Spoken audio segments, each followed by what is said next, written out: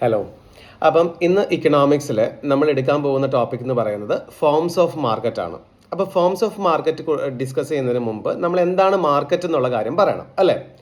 അപ്പം market is a structure which means that there is a buyers and sellers are producing some kind of product and they are charging different prices.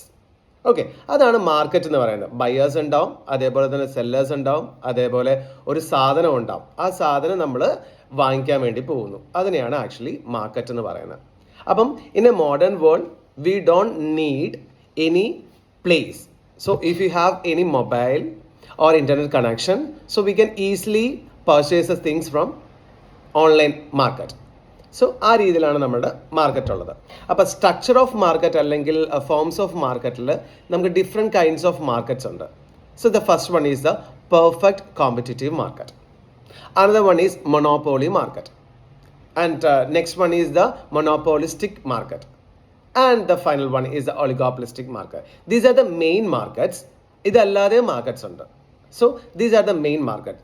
So first in this class we are going to discuss about what is perfect competitive market. Perfect competitive market is a structure of large number of buyers and sellers are meeting for homogeneous product, or we can say it as identical, or we can say similar products. Okay, അപ്പം ഒരുപാട് ബയേഴ്സും സെല്ലേഴ്സും ഉള്ള ആ ഒരു market situation ആണ്. അതിനകത്ത് homogeneous product ആണ് ഇതിനകത്ത് വരുന്നത്. For example we can say it as an agriculture field. So in agriculture field we know that if consider the rice, so different producers are there and the price structure will be very close similar. Okay, ആ രീതിയിലുള്ള സംഭവങ്ങളാണ് പറയുന്നത്. Next features എന്തൊക്കെയാണെന്നുള്ള കാര്യമാണ് ഇനി പറയാൻ വേണ്ടി പോകുന്നത്. The main feature എന്ന്